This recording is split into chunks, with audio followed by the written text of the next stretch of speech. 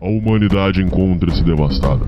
Após anos de afeminação do homem, feminismo e vitimismo, os últimos neandertais resistem em suas cavernas. Muito bem, Vilma. Onde é que está? Onde está o quê, Fred? Meu chapéu do clube. Tem uma reunião esta noite na Leal Irmandade dos Búfalos. Está começando Sociedade Primitiva com Hernani Carreira.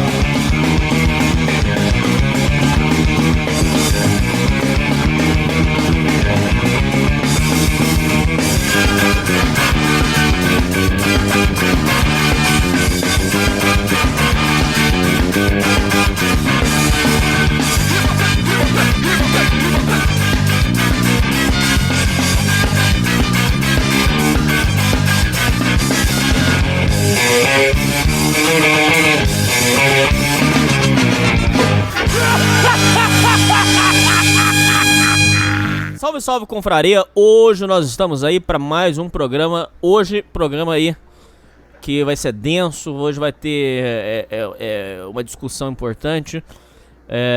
A questão do coronavírus, Covid, vai alterar. Muitos dizem que o mundo... Eu não sei. Eu acho que isso é um ponto de vista meio radical. Mas muitos dizem que o mundo jamais voltará a ser o que era antes. Tem pessoas aí que estão dizendo que esqueça o mundo de antigamente, ele não existe mais pós-coronavírus. Não sei se é verdade.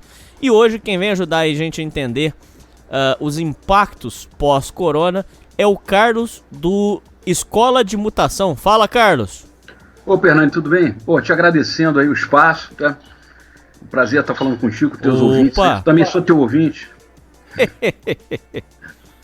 Ô, Hernani, eu não sou bom da boca, não, como você diz aí, mas eu vou mandar. Meu irmão, deixa eu falar uma coisa pra você. Você criou esse canal Escola de Mutação. O que que foi? Por que que chama Escola de Mutação?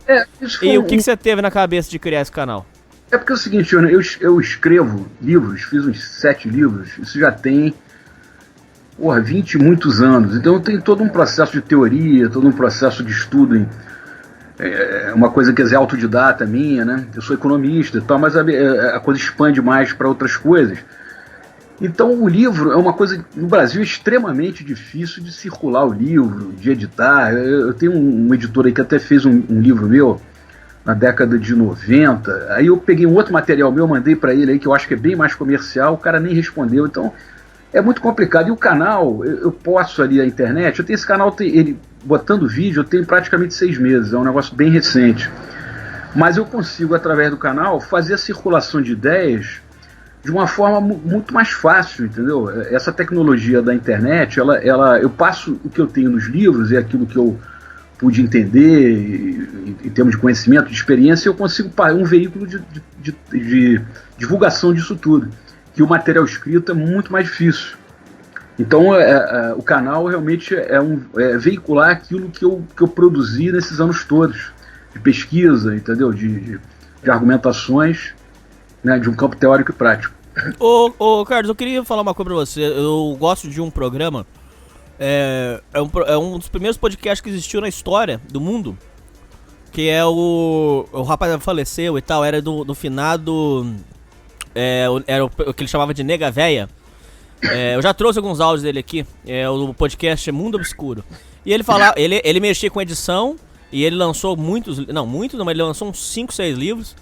E ele dizia o seguinte, que na atualidade, porque, veja bem, muitas pessoas ainda pensam que para lançar livros ou seus materiais, ainda depende daquele sistema arcaico da editora e manda e tal. E ele falava dessa forma, que hoje, com a tecnologia que você tem hoje, palavras dele, você pode mandar o editor e lamber sabão, palavras dele, ele falava, porque hoje você é livre, você tem que pensar que você é livre pro seu conteúdo e você não é mais escravo de editor, não é mais escravo de gráfica, não é mais escravo de contrato. Como é que você enxerga essa questão? Realmente você notou essa liberdade maior hoje em dia? Como é que você enxerga isso? Mais antigamente, você tinha que fazer uma edição, mesmo que você fosse pagar por tua conta, era no mínimo 1000 exemplares, era uma coisa absurda de cara. Depois entrou uma tecnologia que você pode fazer uma tiragem pequena de acordo com o que você quiser, entendeu? Isso já vem há bastante tempo e até se aperfeiçoa. Mas a questão, cara, é a circulação do livro. Fazer o livro é fácil. O difícil é você colocar ele no mercado, você tem dificuldade, a distribuidora não te aceita, você fazer a distribuição por conta própria é quase que impossível. O mercado, o escritor nacional, ele é totalmente... Isso os editores, até já me falaram, editores grandes, a gente tem a dificuldade de botar na prateleira, ali para expor, porque o próprio livreiro tem preconceito com o autor nacional. É tudo estrangeiro, best-seller. Então é um negócio... Você pode fazer o livro, mas a circulação dele, você fazer ele chegar na mão do público, aí é um negócio que você vai pegar uma barreira muito grande. E esse pessoal que vende muito aí, alguns poucos que vendem, é tudo coisa de governo. O cara vende para... O governo, contratos com o governo que vende, que transfere aqui para escolas, é outro esquema, não é um esquema normal de livraria, é um mercado muito complicado, né? É por isso que ele dizia que... Desculpa, tô com a boca cheia, que falta de educação da minha parte. Deixa eu te falar. Por isso que ele dizia que o escritor tem que pensar como empreendedor. Ele tem que divulgar o trabalho dele. Então, por exemplo, você tem que fazer a sua própria divulgação e vender o livro. Você tem que pensar como empreendedor mesmo, não é isso? Não, é verdade, velho. Se você for depender da cadeia do livro, só vai ter o Paulo Coelho, esses caras aí muito conhecidos. E eu tenho notícia até de caras famosos aí, né, em conversa que eu tinha na época com alguns editores, que tinham dificuldade. Ele botava o livro, o troço não vendia, uma série de problemas aí. É um mercado bastante complicado. Você tem que agir por conta própria mesmo, né? Mas é um negócio... Mas eu estou sentindo que a internet, essa coisa do canal, ela permite, né? Que o mais importante é o conteúdo das ideias, né? Ela permite você circular, né? Eu tenho um canal pequeno, né, que não tem, inclusive, como é um canal cultural, ele não é nem autoajuda, que é o que vende muito, e nem ensinando a fazer alguma coisa e tal, então é um público mais restrito. Mas esse restrito que eu estou atingindo, eu jamais ia conseguir atingir isso dando palestra, entendeu, pessoalmente, então é um veículo que para mim tem um resultado que está me atendendo legal. Bacana. Quais livros que você lançou? Cara, eu comecei, eu já fiz livro sobre política, entendeu? Analisando política nacional, já fiz livro, eu tenho um livro até que depois eu gostaria de ler um pequeno trecho dele, que tem a ver com a questão que a gente está vivendo agora no mundo, espaço e tempo. Eu faço uma relação dessas variáveis na sociedade, no sistema político e econômico, e fiz um outro que era perspectivas dentro da nossa época, aqui para frente, século XXI. E fiz uma adaptação do Don Quixote de La Mancha. Eu criei um Don Quixote carioca. Olha só! E uma coisa bem interessante foi esse livro que eu não consegui, cara, que eu pensei que ia ter uma resposta comercial das editoras e ficou complicado, entendeu? Mas eu fiz o livro aqui por minha conta e tal. Mas vendeu ou não? Cara, vendi muito pouco, porque eu de uns anos pra cá, isso tem muito tempo que eu mexo com isso, entendeu? Então eu fui praticamente desanimando, entendeu? Essa última tentativa foi o Don Quixote. Eu falei, esse aqui, ele é original, é uma adaptação diferente, porque ela coloca um Don Quixote atual, é um cara que é um empresário, ele faz toda aquela peripécia do Don Quixote tradicional, mas adaptando a nossa situação atual. Então eu acho que era uma coisa bastante comercial, mas aí cansou, entendeu? Cansou, e isso eu escuto de muita gente que mexe com isso por aí, fala a mesma coisa, chega uma hora que você enche o saco, entendeu? Você não tem mais, você nota que esse mercado, ele tem o mercado da palavra, da escrita, ele entrou numa coisa de saturação, entendeu? E o cara, você penetrar, e tem o seguinte também, cara, eu lá no começo, década de 90 e poucos, então nos anos 90 eu comecei a tentar me lançar, fiz muito contato com editores, aí o cara me vira e fala assim, o teu texto é bom, gostei muito do teu texto, mas por esse motivo ele não é comercial. Então eu cheguei a ter texto aprovado até na Imago uma vez, mas eu dei um azar que o negócio teve um desabamento lá, destruiu o negócio deles. A Imago é uma tremenda editora, né? Aí passou, eles queriam uma parceria, eu não consegui, depois teve passou aquele time, os caras já não queriam mais. Então eu percebi o seguinte, eu achei que, esses caras não... Porque não tem uma geração nova, seria natural que eles renovassem essa geração. Só que agora, há pouco tempo, eu vi gente falando sobre isso, especialista, né? que não houve interesse em desenvolver uma literatura nacional, porque isso aí cria um senso crítico, isso cria uma unidade nacional, entendeu? Então isso foi proposital.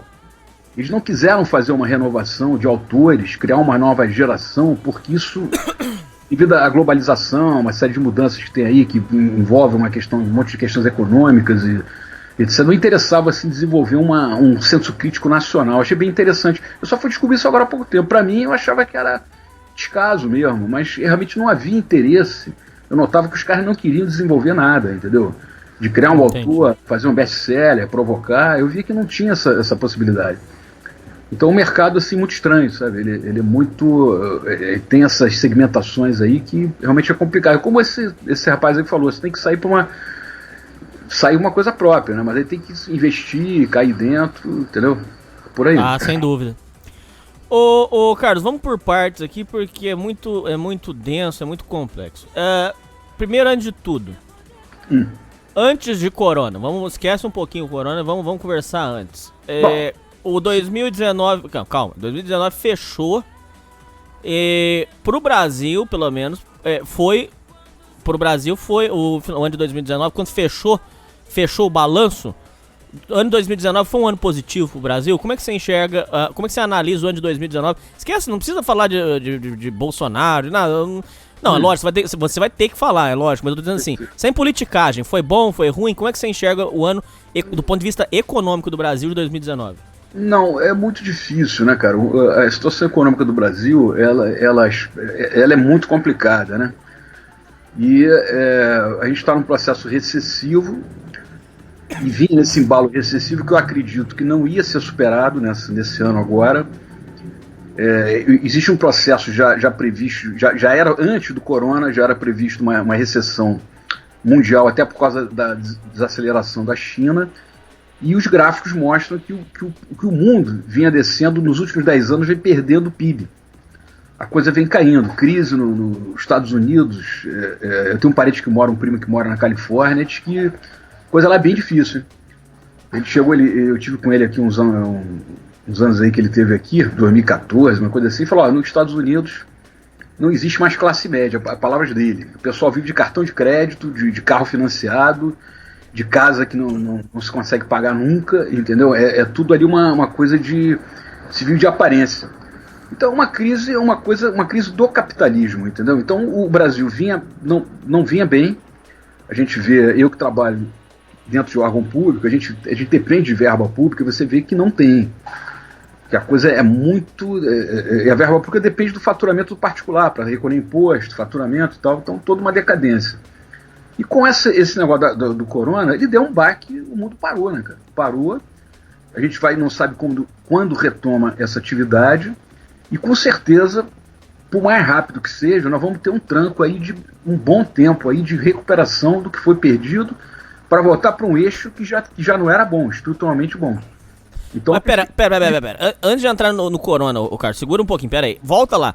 Essa questão da recessão, muitas pessoas afirmam, sem politicagem, tô perguntando pra você assim, na humildade, tô perguntando pra você, sem politicagem, muitos afirmam que a recessão brasileira, a culpa, foi por causa da má administração petista. Essa informação é verdadeira ou não é bem assim? Pode falar, o que você pensa sobre isso? Não, veja bem, sim, também. O problema é o seguinte, que esse projeto brasileiro é o que se chama aí de... Eu achei esse termo muito interessante, projeto petucano. Então é o PT com o PSDB, que foi o Fernando Henrique, depois a turma do PT. Na verdade é o mesmo projeto. É um projeto que concentra a renda, entendeu? Então a concentração de renda ela vai levando a um esfacelamento da base quer dizer, do consumo, os salários vão caindo, a sociedade vai empobrecendo. Então isso é o PT, mas era também o PSDB. E entra agora esse governo Bolsonaro, tem um ministro que está totalmente atrelado a esse esquema, que é um esquema forte de concentração de renda.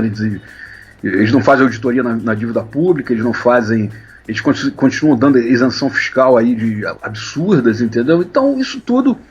E o eixo dessa política, ela não deixa, o país não tem como se desenvolver, porque a grande empresa ele exporta, o agronegócio exporta, o latifundiário está com as suas terras, e as mega empresas têm facilidades à vontade. Aquele caso da JBS, o cara pegou bilhões aí, abriu o frigorífico lá fora, e os bancos ganham quanto querem. Então, pro mega capital, é outro país, é outro universo, entendeu? Mas pro andar de baixo da sociedade, que é 99 e tanto %, a situação vem bem mal, né, cara? Independente do PT também, que eles estavam no governo, mas vinha antes mal, se tivesse outro governo também ia fazer a mesma coisa, e o projeto é um só, é Pé-Tucano, e esse aí desse atual aí, que está atrelado ao sistema financeiro, ele continua a mesma coisa, e agora tem um agravante da crise aí do corona, né? Como é que você avalia a gestão do Michel Temer? Muita gente diz que o Brasil evoluiu, cresceu com o Michel Temer. É verdade essa afirmação? Já vou te dizer uma coisa, antes de tudo, para os ouvintes, não se enganem. Michel Temer é bandido, tá provado que ele é corrupto, não tô entrando nesse ponto. Tô te perguntando assim, a administração dele, o que você considera? Ele trabalhou em cima o negócio era reformas, né? Ele fez a reforma, aquela PEC chamada PEC da morte, que limita o gasto público. Isso aí é provado, que se você 20 anos sem poder investir, de limitação do gasto público, você não pode aumentar a despesa nos 20 anos. Isso é comprovadamente recessivo, isso não dá resultado. Agora, está liberado os juros, né? O juro não tem limite, o banco ganha quanto quer e o governo paga quanto quer também. Mas na parte fiscal você tem um entravamento. Então não tem investimento público, isso reflete no investimento privado. E depois ele fez a reforma trabalhista, que supostamente ia criar emprego, também não criou nada, só desestabilizou a sociedade. Depois tentou a reforma da Previdência, não conseguiu, e jogou para frente agora para o Bolsonaro fazer. Mas o Temer, as jogadas dele foram péssimas para a sociedade. Reforma trabalhista, essa PEC dos gastos que limita qualquer possibilidade de crescimento do país, né? Isso é fato. E ficou nisso, e ficou tentando passar a reforma da Previdência, quer dizer, um processo assim de esclarecimento da sociedade, um processo de incentivo em qualquer nível, não houve nada, entendeu? Então, péssimo pra gente. Entendi. Das últimas gestões, teve alguma que você gostou? Sinceramente, não. Sinceramente, o governo PT foi o seguinte, ele comprovado que ele fez menos. O problema sério que a gente tem é reforma agrária, né? Essas favelas que estão aí, aqui no Rio, então é favela direto, né? Em tudo quanto é lugar. Então isso aí é questão de reforma agrária. Não tem como ter essa aglomeração toda. O PT é comprovado que fez menos assentamento de terra que o Fernando Henrique. A questão da dívida pública, o Lula trocou a dívida externa pela dívida interna. Ele trocou 4% de juros por 19% para o banqueiro nacional. Isso foi uma drenagem de dinheiro absurda. Que foi aquela manchete que deu um barulho, um reco-reco absurdo, onde ele afirmou: a dívida externa brasileira está paga. Eu lembro disso. Está paga, mas a interna ficou monstruosa. Com juros maior, né? Aí ia trocar 6 por 12, né? Não é nem por 6 por meia dúzia, aí piorou a situação. E, além disso, ele deu isenção fiscais absurdas aí todo ano. E não fez auditoria na dívida pública, que todo mundo sabe que tem que fazer, né? Isso foi feito no Equador, que provou isso, a dívida cai para 1/3. E não taxou essa questão do que até o Ciro Gomes levantou, né? Que era o lucro líquido, né? Quando o empresário, o dinheiro sai da empresa e vai para a mão do pessoa física, ele não paga, é só o Brasil e a tal da Estônia que não tem essa tributação, que seria 90, 100 bilhões. Então é um governo que jogou exclusivamente para o grande capital. Esse negócio de governo popular, isso foi tudo marketing, né, cara? E a situação é o mesmo projeto, é aquela coisa de um país que trabalha com uma elite, né, cara? Trabalha para um grupo muito pequeno da sociedade. Entendo. Aí você falou que o cenário mundial econômico já desenhava que 2020 já ia ser um ano difícil, independente de coronavírus. Independente do corona, né? Independente do corona. Aí eu queria te fazer aqui, se eu puder fazer aqui uma colocação aí para explicar isso. A gente está dentro de uma situação estrutural do capitalismo. Eu posso explicar um pouco isso? Por favor. Então é o seguinte, o Hernani, vamos tentar resumir, que o assunto é meio complicado e longo, mas é o seguinte, em primeiro lugar, a gente pergunta o que é capitalismo? Será que alguém sabe responder isso assim, na ponta da língua? É um negócio complicado, porque é o seguinte, o capitalismo, veja bem, O pessoal confunde, eu digo o pessoal até os meios mais esclarecidos. Acho que capitalismo é indústria, é atividade comercial, é lucro, é tecnologia, é moeda, é sistema financeiro. Entende que esse conjunto de coisas corresponde ao capitalismo. Mas, na verdade, todos esses fatores aí, eles existem, sem exceção, desde a antiguidade remota. Então, na verdade, o capitalismo ele não se define por propriedade física, entendeu? O capitalismo não é o processo industrial, ele não é sequer nem a propriedade privada, que a propriedade privada é anterior ao capitalismo. Ele não é a propriedade dos meios de produção, entendeu? Porque na Idade Média e outros setores, em outras épocas até mais antigas, aquelas oficinas industriais, aquelas pequenas oficinas, eram de propriedade do cara que fazia. Então, o que é o capitalismo, né? O capitalismo, na verdade, ele não é nem sistema. O capitalismo ele é um conceito. O que é o sistema? O sistema é produção, distribuição, consumo. Concorda comigo? Isso é tradicional, isso é o de sempre. Você produz, distribui e consome. Isso é um sistema de produção. O capitalismo é um conceito. Que conceito é esse? Na faculdade você aprende isso de uma forma meio tímida, que te diz o seguinte: quando empresários e trabalhadores são maximizadores do sistema. Isso é o capitalismo. Isso é um conceito subjetivo que não diz muita coisa, porque... Não diz nada. Esse conceito não diz nada, mas ele se dá no plano subjetivo. Agora, você dizer que o capitalismo é o banco, isso é mentira, porque o banco existe desde a antiguidade, pô, a atividade financeira. A fábrica, porra, o Império Romano fabricava, vendia, era comerciante, entendeu? Então a atividade comercial, industrial, a circulação de riqueza propriamente, ela existe desde que o mundo é mundo. Então o capitalismo, na verdade, ele é um conceito de produção. Então o que acontece? Se você tirar o capitalismo, você pode eliminar esse conceito que está quebrado, que ele não está funcionando mais, até pelas estatísticas que a gente tem, você bota um outro conceito. Isso muda o quê? Você muda a propriedade privada? Não. Você muda a propriedade do meio de produção, de meio de produção? Também não.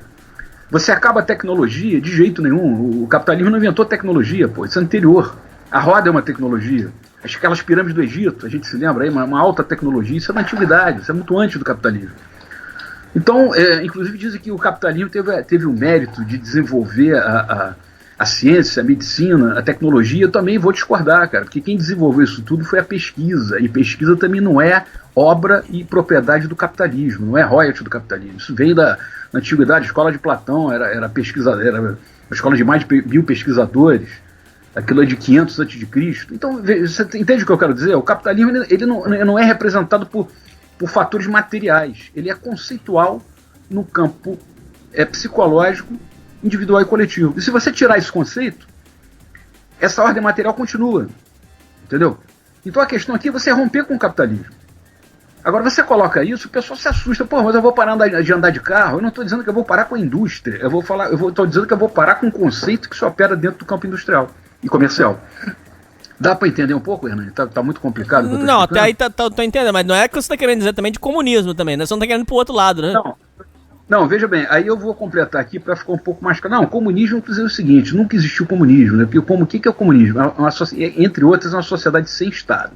Esse negócio de Cuba, União Soviética, isso não é comunismo, entendeu? Isso foi um capitalismo de Estado, entendeu? Isso acabou no mundo também.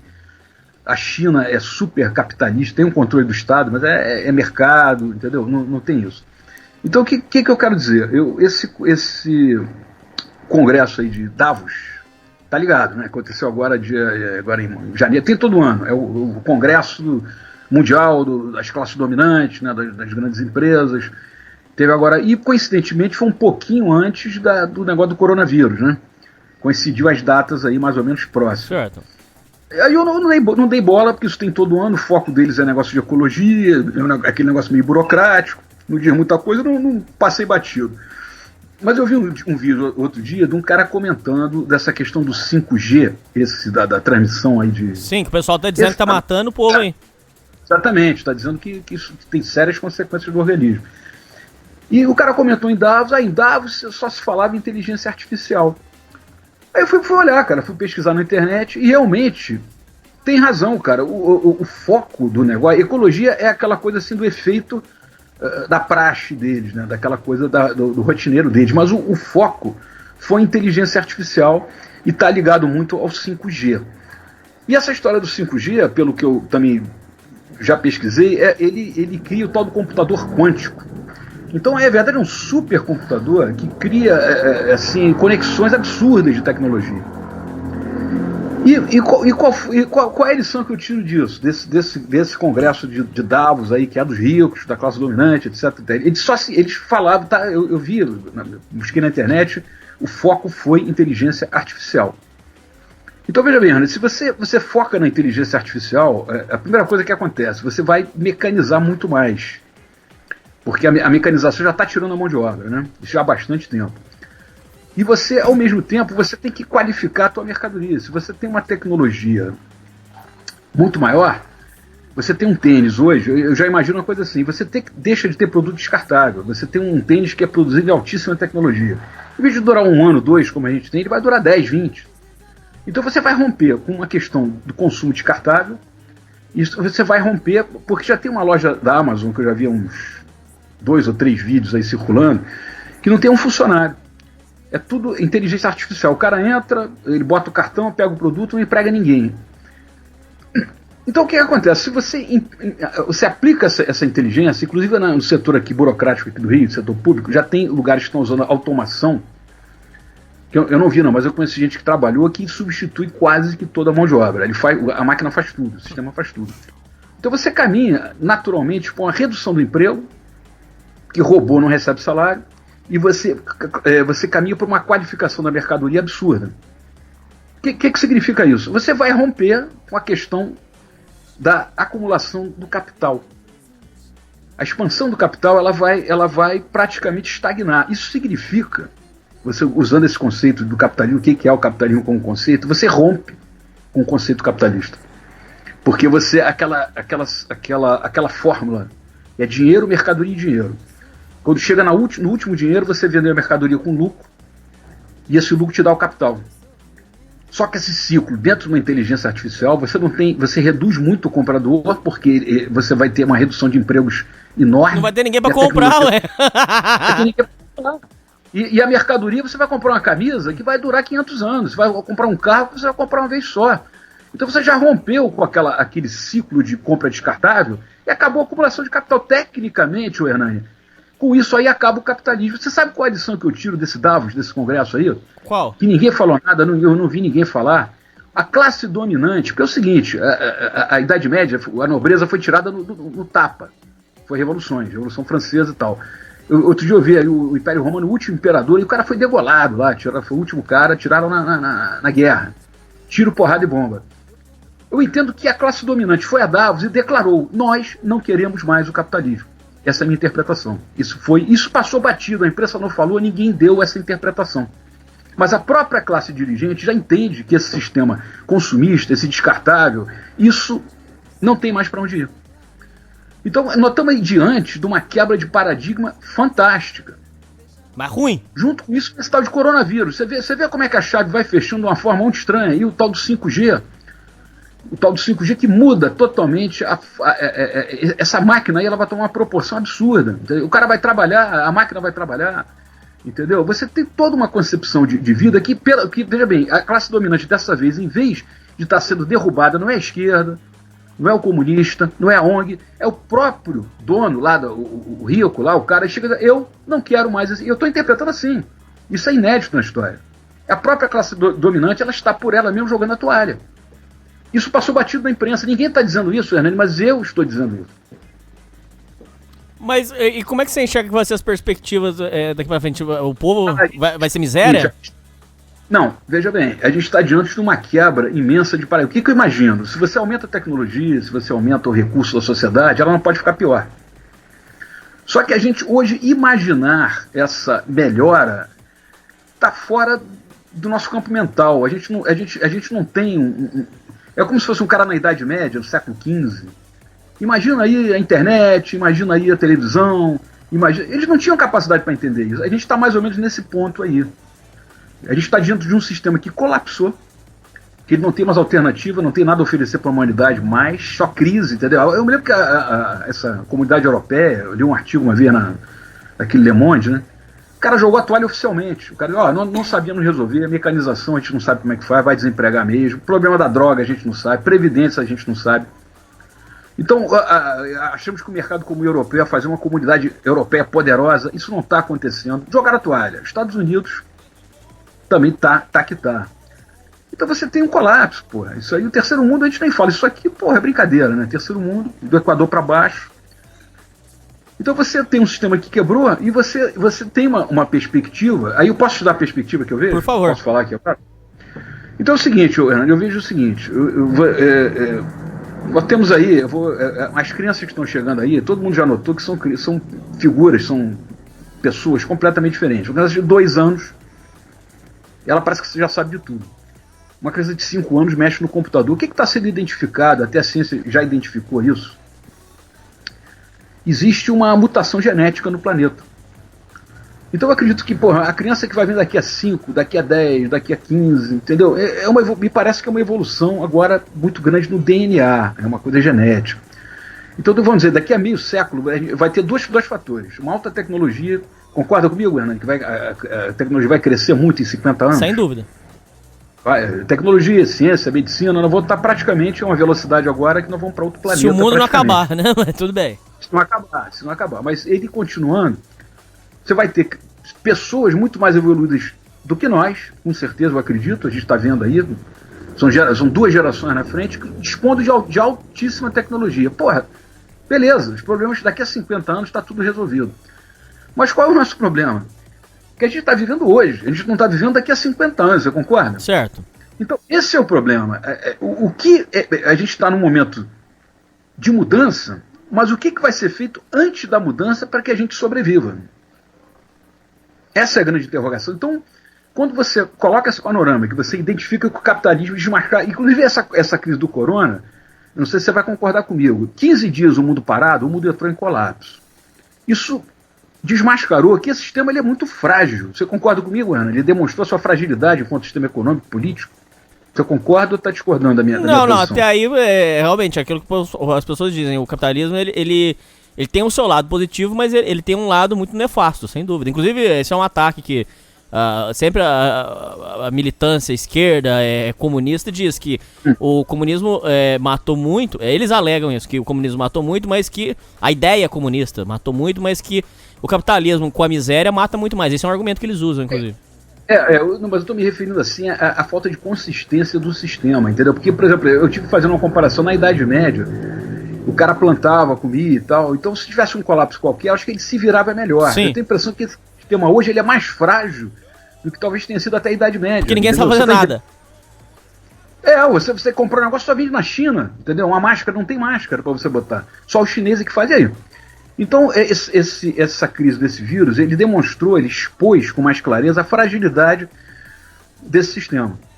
O que acontece? Então a classe, veja bem, eu estou fazendo aqui um quebra-cabeça. Nós temos um meio século na frente que vai ser uma maravilha, vai estar tudo resolvido. Mas nós estamos hoje, não estamos daqui a meio século. Nós temos o colapso atual. Eu estou identificando que a classe dominante do planeta, os grandes empresários, os grandes governantes, já disseram, segundo a minha interpretação, quando ele vai à inteligência artificial como a sua maior opção, ele não quer mais esse padrão do capitalismo, porque é incompatível.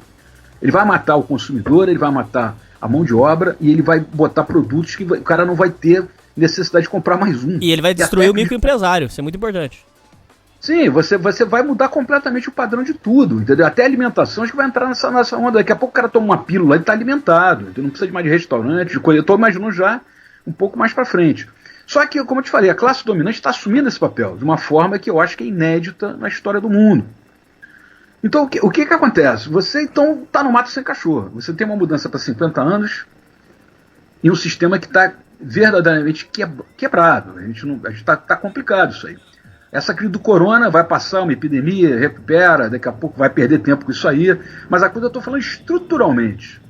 Inclusive essa crise, como eu te falei, ela mostrou que essa estrutura ela é fraca, pô. Como é que em 15 dias o mundo parado entra tudo em colapso, pô? Isso aí, o sistema não tem uma estrutura forte. Se tivesse estrutura, fica um ano parado aí que a gente banca, não tem problema. Certo. Entendeu? Você vê que é fraco, o sistema é fraco. Então o que acontece? Nós temos que partir para uma quebra de paradigma total. Aí é que eu entro no ponto que eu estava pensando isso antes dessa crise. Eu gravei um vídeo lá no meu canal que eu falo exatamente, eu fiz um vídeo assim espontâneo. Eu falei, cara, eu falei assim, olha, eu vou fazer um vídeo aqui sem roteiro, sem teoria, sem coisa nenhuma. Eu falei, eu não estou entendendo usei mais ou menos essas palavras, não estou entendendo mais nada. Eu expliquei isso tudo. Falei, cara, é o seguinte, daqui a 50 anos, nosso problema vai estar resolvido. Tecnologia, gente mais avançada, uma genética, um DNA muito mais avançado. Vai ser uma época de ouro aí daqui para frente, dessa época para frente. Mas como é que nós vamos sobreviver nesses 50 anos que vem pela frente? Sem alternativa, de um sistema que só muda lá na frente e um daqui que já não aguenta mais. Isso eu falei um pouco antes de estourar essa crise nossa aqui. Parece que eu estava adivinhando, entendeu? Mas não é adivinhar, você está vendo a coisa, está percebendo, está inteirado na coisa, está tendo insights, percepções, né? Eu falei, o negócio está complicado, cara. Então, é isso aí. A gente não sabe o que fazer, mas esses paradigmas, eu acho que eles vão se revelar daqui para frente. De como é que você produz um sistema econômico, como é que você faz um sistema político. Eu vou fazer aqui uma entradinha rápida também, aqui, se permitir. Eu vou citar aqui a filosofia um pouquinho. Sim. Eu li, isso é rápido, só para explicar. Eu li, quando eu tinha meus 19 anos, eu li o Michel Foucault, um livro que me prestaram, era Microfísica do Poder. Ele fez uma análise, aquilo me impressionou bastante, aquele livro, porque ele fez uma analogia, como é que se dava o poder, né? Você tem lá um coronel, um comandante militar, ele dá uma ordem para 1000 soldados. E os caras cumprem aquilo cegamente. Mas como é que pode isso se os 1000 soldados podem detonar aquele cara, que é um só? Como é que um consegue ter poder sobre 1000? Isso, o sistema todo funciona assim. O dono de uma empresa, ele manda, todo mundo obedece. Então o Foucault, ele chega na conclusão, tecnicamente, de que o sistema de poder, o sistema social, ele se dá num plano subjetivo, num plano mental coletivo, que é, que palavras dele, inclusive inconsciente. Então é exatamente o ponto que eu estou querendo chegar. O próprio sistema econômico, ele se dá a sua ação prática em cima da ordem material, que é o maquinário, que é a produção e tal, esse conceito que a gente hoje tem como capitalismo, ele se dá num plano de mental coletivo, tem até quer dizer, uma coisa complexa, muito complexa, né? Isso está num campo inconsciente coletivo. Então o que nós vamos ter daqui para frente é que é a única saída, que começa a se ter uma quebra de paradigmas, um atrás do outro. Porra, mas isso aí a gente vai ter que mudar muita coisa, não dá tempo. Tudo bem, vamos dar um stop aqui. Aí eu vou colocar aqui uma coisa mais prática. A China comprou agora se associou à Rede Bandeirantes. Eu vi. Inclusive quem intermediou foi o Dória, viu? Inclusive... Foi o Dória? Mas eu vou falar uma coisa aqui, mas é capacete de alumínio, loucura que eu vou falar aqui, mas eu tenho visto da Bandeirantes muito elogiando. O Dória tá salvando São Paulo, não sei o quê. Olha lá, cara, muito estranho esse negócio. Bom, eu prefiro não opinar. Porque no meu tempo, eu fui o seguinte, no meu tempo, desde que eu me entendo por gente, quem via toda a comunicação era a Associated Press, que era um órgão americano, que ela filtrava tudo, 90% do que via de informação, e a imprensa só divulgava o que eles aprovavam. Então você entrar chinês agora aí, a coisa está mudando, né, Hernandes? Você concorda comigo? Isso aí é fato extraordinário. O meio de comunicação na mão de uma rede que não é americana. Então você vê que os especialistas estão levantando que a China, tomando uma preponderância, ela vai influenciar no mundo assim, para uma coisa que haja, vamos dizer assim, uma presença maior do Estado, conforme eles têm lá. Não comunismo, não. Eu estou falando numa ação estatal mais forte. Sim. Isso iria propiciar um desenvolvimento maior. Isso é uma tese que os caras estão levantando por aí. Mas aí eu caio no mesmo problema. Você, para fazer uma mudança de ordem dessa, inclusive esses caras mesmo admitem que teria uma guerra ideológica muito grande com os Estados Unidos. Até você chegar a uma conclusão disso, até eles conseguirem interferir e supostamente apresentar uma coisa melhor, isso levaria, décadas. A gente vai cair no mesmo problema. A gente tem um sistema colapsado, não sabe o que fazer e não tem tempo para mudar isso. Porque a mudança é só daqui a meio século. Certo. Então onde é que eu encaixo aqui o meu modesto pensamento aqui? Eu escrevi um livro aí tem alguns anos, eu não me lembro nem quanto, sei lá, 7, 8, um pouco mais, sei lá, que é o seguinte, o título é Espaço e Tempo. Então eu parti da seguinte princípio, eu vou resumir aqui que o negócio é um pouquinho também complicado. A tecnologia no nosso mundo, ela tem o quê, Hernandes? Você calcula um século e pouco, é que a gente pode chamar mesmo de tecnologia para valer, depois da charrete, é mais ou menos isso. Isso mesmo. Um pouco mais de 100 anos. Então, a gente vive hoje num mundo aqui em que a gente fala muito da velocidade, né? Seria a era da rapidez. Você pega hoje um avião, você está no outro lado do mundo, você pega um e-mail, num instante, segundos, você se comunica com a pessoa, com qualquer um. Então nós temos a era da velocidade. Eu comecei a ter desenvolveu uma ideia de que esses fatores de tecnologia em cima de transporte, em cima da comunicação, não tem a ver com velocidade.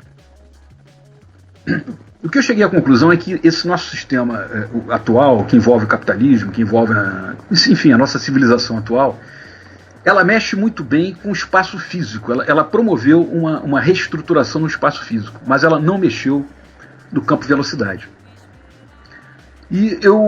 Isso é parte de muita observação. Tem coisas lá onde eu trabalho, tem projetos que estão lá desde 2004. A coisa não anda, cara. Não chega ao final. É tudo muito lento. Então, vamos dizer que nós estamos falando aqui no Skype, certo? Você me escuta aqui, você está aí, eu estou aqui. Sim. Mas se eu estou aqui no Rio de Janeiro, como é que você está me escutando aí longe? Afinal, estou aqui ou estou aí? Então, o que eu quero dizer com isso? Nós não temos mais um campo espacial tridimensional. Nós temos um campo multidimensional. Porque se entrar um cara aqui que tem a conexão com a gente aqui na Europa, a gente vai ver ele aqui. Eu vou ver ele aqui e você vai ver ele aí. Então o cara está na Europa ou está aqui? Ele está lá, está aqui, está aí. Então nós temos um campo multidimensional. A coisa mudou. Então essa tecnologia dentro do meio de transporte de comunicação, ela teve a propriedade, a capacidade de reestruturar o espaço físico. Veja bem, isso é muito assim, muito subjetivo. Quando eu pego um avião e vou para Nova York, entendeu? É mais rápido do que ir de caravela. Eu acho que não é mais rápido. Eu acho que a distância ela foi encurtada, na verdade, entendeu? Porque aí eu desço na física quântica para fundamentar isso que eu estou dizendo e que eu já estudei. Eu vou tentar abreviar aqui para não ficar muito longo, né? Pode deixar. A física newtoniana ela é determinística. Você joga um papel, uma caneta no chão, sabe que ela vai cair. A física quântica não. Espaço e tempo para a física subatômica, eles comprovam que o tempo e o espaço são independentes. Se você vê a velocidade de uma partícula, você não sabe a posição. Mais ou menos isso, a grosso modo. Se você sabe a posição, você não sabe que velocidade elas têm. Portanto, são variáveis independentes. Então, no nosso meio físico, o que eu acho que aconteceu é que se mexeu, devido à tecnologia, muito no espaço físico, mas isso não atingiu o campo velocidade. Então, qual é a chave da crise contemporânea, que inclui problema econômico, problema político, psicológico, social, tudo junto? É a dissociação, é a distensão entre uma capacidade de mexer no espaço e de não alterar o tempo. Só que devido à nossa crise, esse choque de paradigma, toda essa evidência aqui, uma coisa inacreditável, segundo o meu entendimento, que uma classe dominante do mundo capitalista declara que não quer mais esse sistema. Nas entrelinhas, fala de forma meio ali subjetiva, mas é isso, na verdade é isso. Então eu acho que daqui para frente, tem a ver até com esse 5G, tem a ver com a tecnologia que está chegando, já está se falando em 6G, em 7G, a sociedade vai aprender a mexer com velocidade, coisa que a gente não conhece. Então eu acho que esse espaço, daqui para frente, em termos globais, que a gente está inserido, a gente está todo conectado com esse mundo global. A gente vai começar a ver transformações nesse campo. Nós vamos ter uma quebra de paradigma agora por uma questão mesmo de necessidade. Não tem saída. Se não mexer no campo velocidade, então são mudanças rápidas e de que forma eu não sei. Quando a gente cai num campo desse, quando cai num momento desse, quando a gente fica cara a cara com uma situação dessa, é muito mais interrogação do que resposta. Eu posso criar um mapa, como eu criei. Eu estou identificando o que é o nosso sistema, como é que ele está colapsado, quais são as evidências e qual a perspectiva de futuro. Nisso você tem uma brecha aí, você tem um fosso de meio século. Nessa nossa batida, isso não tem saída para continuar. Então só com uma quebra de paradigma brutal e até inacreditável que a gente pode estar passando aí agora. Mas quando você fala alterar a velocidade, você quer dizer o quê? Aí é que tá, entendeu? Aí é que tá. Você tem em termos mais práticos, no nosso entendimento, você tem uma solução para uma coisa que levaria 10, 20 anos, você sacar, de repente, uma alteração ali que te dá uma solução que você não sabe de onde sai, coisa nesse nível, entendeu? A gente entrar numa dimensão agora, por exemplo, eu vou tentar fazer uma associação rápida aqui. Eu tenho um amigo aqui, um exemplo que acho que dá para chegar um pouquinho aí. Tem um amigo aqui que é advogado. Ele tem um outro advogado amigo dele que tem um cliente e o cara teve um mandado de prisão contra o cara há muitos anos atrás, só que aquele mandado foi revogado lá atrás. Só que agora você tem uma coisa chamada Banco Nacional de Mandado de Prisão. Ele fica lá registrado num sistema de informática. A polícia do Brasil inteiro tem acesso àquilo.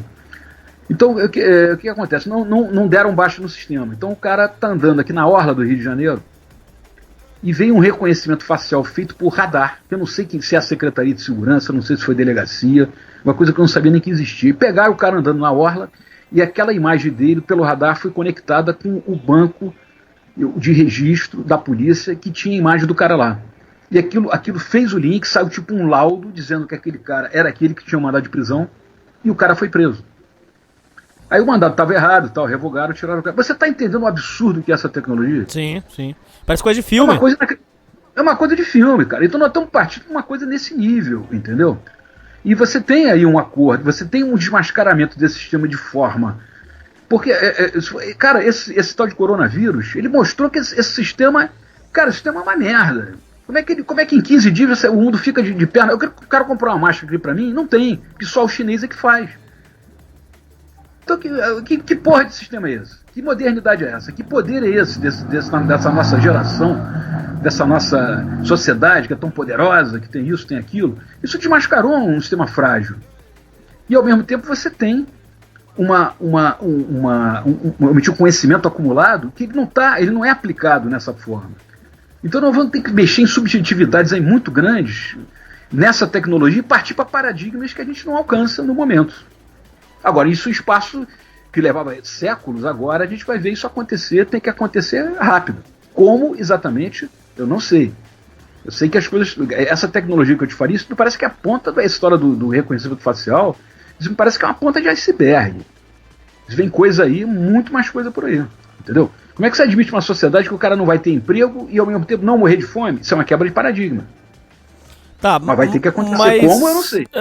Volta agora um pouco aqui, volta. Questão do... Aí, beleza, aí o ano começou. Aí surge o imprevisto do coronavírus. Primeiro, antes de tudo, colocando o capacete de alumínio aqui, entrando na conspiração. Muitos estão afirmando e repetindo que o coronavírus ele não foi acidental, que ele foi intencional, que alguém soltou de propósito para fins financeiros. Sim. Como é que você enxerga essa questão? Você acha que pode ter sido uma coisa arquitetada ou você descarta essa hipótese? Eu acho o seguinte, tem duas teorias aí fortes. Uma que dizem que foi o próprio chinês que fez numa dele quebrar, porque ele está brigando com os Estados Unidos para passar o primeiro lugar. Quebrar o mundo, ele conteve, lá está contendo a epidemia dele, o mundo sai. Como foi os Estados Unidos na Segunda Guerra? A Europa quebrou, os Estados Unidos cresceu, não teve guerra lá, ele estruturado começou a vender para a Europa toda e foi embora. E para o Japão. Exato. Então seria uma teoria seria essa, que a China provocou. Eu acho, é uma possibilidade, mas provar isso eu acho muito difícil, até porque os Estados Unidos ele tem recurso geralmente para antecipar tudo, né? Então é um negócio complicado. E outro dizem que o próprio americano, tem gente falando aí, que teve uma Olimpíadas nessa cidade aí que teve o surto de Marrum, essa cidade da China, e teve 300 militares americanos numa Olimpíada, e lá eles soltaram esse vírus, criaram o vírus ali para explodir ali na China. Eles sabiam que eu tomar conta do mundo e com isso eles evacuaram a nossa atmosfera aqui, todo mundo em casa, para eles fazerem a sintonia e essa arrumação do 5G, porque o 5G parece que estava ele ligava o troço, matava um monte de bicho, era uma coisa insuportável. Então eles precisaram dessa evacuação para sintonizar o radar, lá, a emissão de energética, não sei o que é um troço nocivo. São duas teorias. Eu acho difícil provar uma coisa ou outra, eu acho que só o tempo talvez possa dizer isso aí, entendeu? E que tenha sido também até uma coisa espontânea, também é outra possibilidade, eu não descarto, sei lá, a natureza está dando tanto pipoco aí. Hoje teve um monte o mar, você viu sobre que o mar invadiu aqui no Rio, no Leblon, invadiu na Barra da Tijuca, Florianópolis invadiu também, está tendo um monte de alterações climáticas aí. Sim. Tudo é possível, mas eu acho que o mais importante nessa história do vírus é, como eu te falei, é expor, né, de uma forma mais gritante um sistema que tem tanta tecnologia, tanto conhecimento, tanta universidade, tanta história, com essa fragilidade. É um sistema extremamente frágil. Quer dizer, ele talvez seja mais frágil até do que sistemas anteriores. Como eu te falei, de repente a Idade Média tem muito menos recursos, mas teria mais consistência para segurar uma coisa dessa. O cara plantava lá e comia, botava a roupa dele, estava resolvido o problema, entendeu? Hoje eu quero comprar uma máscara aqui, só tem que ir na China para comprar. Você entendeu mais ou menos o que eu quero dizer? Sim. Então eu queria outra colocação aqui, que eu acho que ilustra aqui, que eu botei isso no livro, porque é o seguinte, nós tivemos aí a transição da Idade Média para a era, enfim, para esse mundo contemporâneo aí, do capitalismo, saiu daquela nobreza feudal. Então o período de transição é considerado 1721, que começou um movimento iluminista, foi a base dessa Revolução Francesa, e os 789, mais ou menos 70 anos, aí você quebrou toda a estrutura social, quebrou o Conselho de Nobres, enfim, tocou todo o arcabouço medieval e montou um sistema executivo, legislativo, judiciário, todo o aparato do Estado moderno para atender o capitalismo. Mais ou menos 70 anos. Claro que teve as prévias anteriores, mas basicamente, em termos históricos, mais ou menos a grosso modo foi isso. Aí você pega a nossa Guerra Mundial, 45, você tem todo esse processo para cá que dá mais do que 70 anos. O mundo precisa de mudança, o mundo precisa de adaptação e, na verdade, o sistema político, esse que foi montado depois da guerra, com essa geopolítica mundial, ele, na verdade, esse sistema econômico, da forma que ele está, ele, na verdade, ele fortaleceu a sua frente. E o mundo não mudou. Então, eu faço a analogia de que, hoje, a nossa velocidade, em termos de história, ela foi mais lenta, teve menos capacidade de transformação social, dentro das necessidades e mudança histórica, do que foi há 2 séculos atrás. Você entende o que eu quero chegar? Que a gente não tem, na verdade, velocidade. Isso é uma ilusão que a gente foi envolvido, é uma Matrix que a gente foi envolvido. A gente vive no mundo da velocidade, quando, na verdade, nós estamos regredindo em capacidade de velocidade. Por quê? Eu acho, e já vi gente falando sobre isso, que a nossa classe dominante, ela, em termos relativos, é a mais poderosa da história. Ela é muito difícil de ser combatida. Só que agora ela jogou a toalha, né? Jogou mais ou menos, porque ela... Não, jogou mais ou menos, porque ela vai ficar por cima no final. Não, mas aí que tá, o Hernani, porque você mudar o sistema não implica que o capitalismo não é propriedade privada, nem é propriedade dos meios de produção. Você pode manter o mesmo proprietário, ele proprietário das fábricas, das máquinas, de tudo que tiver direito, só que aplicar o sistema econômico de uma forma inteiramente diferente dessa ordem concentradora, dessa exploração que a gente vive. Você está entendendo? É uma coisa um pouco sutil. Isso não quer dizer que o cara tem que a propriedade privada, a propriedade das máquinas, do meio de produção. Isso é uma coisa, é um direito adquirido, cara. Isso é um direito legal. Você não pode, se você quer ordenar a sociedade, você não pode romper com a ordem legal. Senão vai virar bagunça. Você quer justamente organizar, pô. Esse microfone que a gente está falando aqui é nosso. O teu você comprou, o meu eu comprei. Eu não posso chegar e o cara me tirar.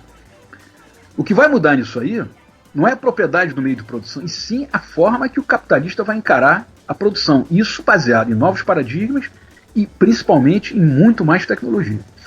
Ô Carlos, tem uma questão que eu já ouvi algumas pessoas dizerem, eu acho uma visão muito realista, porque, veja bem, essa ânsia por tecnologia, esse desespero por tecnologia, será que isso não é... Isso é algo que beira realmente o doentio, explico por quê. Por exemplo, esse desespero pelo 5G. O 5G é uma tecnologia perigosa. Isso não isso que eu vou dizer agora não é teoria de conspiração. Fizeram um experimento, ligaram o 5G, morreu um monte de pássaros. Isso aí podem pesquisar. Então, não, pode falar. Diz que até câncer ele pode propagar o câncer. Então, só que é o seguinte... Isso eu ouvi várias pessoas falando pra mim, eu acho verdade, porque eu sou um cara, eu sou caipira, sabe, eu sou muito simples, mas é verdade uma coisa. Veja bem, o Carlos, eu queria que você fizesse uma perspectiva, eu queria que você falasse o que você pensa sobre o seguinte: esse desespero pela tecnologia não é algo doentio, porque experimento 5G, porque não sei o que, mas o 4G, por exemplo, ele funciona maravilhoso. Você consegue assistir vídeo, você consegue fazer videoconferência, você consegue fazer ligação. Ele funciona muito bem. Falo porque eu experimentei, eu coloquei no meu celular pra ver, porque eu não acreditava que funcionava bem. E ele funciona perfeito. Então, será que esse desespero pela tecnologia... Outra coisa que você falou muito bem no programa, esse desespero por automatizar tudo. Mas será que precisa disso? Porque se tiver isso, o ouvinte que estiver escutando... Na hora que automatizar tudo, você vai ficar fora da jogada, ouvinte. Não se iluda, o mundo vai ficar bom. Não, mas você... É o que o Carlos falou, e eu concordo. Pode ser que daqui 50 anos tenha paz, mas como é que você vai viver até lá, cara? Porque automatizando tudo, Carlos, a gente sai fora da jogada. Acabou. Então, esse desespero por tecnologia, você não vê como algo doentio, ou até mesmo, entrando no lado mais conspiracionista, você não vê como algo nefasto pra realmente destruir a vida humana? Como é que você enxerga isso? Não, é o seguinte, você está colocando está bastante coerente. Isso aí, e tudo isso aí a gente tem que realmente colocar. E levanta essas suspeitas e dúvidas mesmo. Mas é o seguinte, a evolução, ela se dá através da ordem material também. Então, para que você tenha um salto de civilização, a gente quer sair de uma civilização que é mais ou menos desenvolvida, e é mais do que foi em épocas antigas. Porque antigamente o cara andava de charrete, a gente foi evoluindo, foi aumentando a base.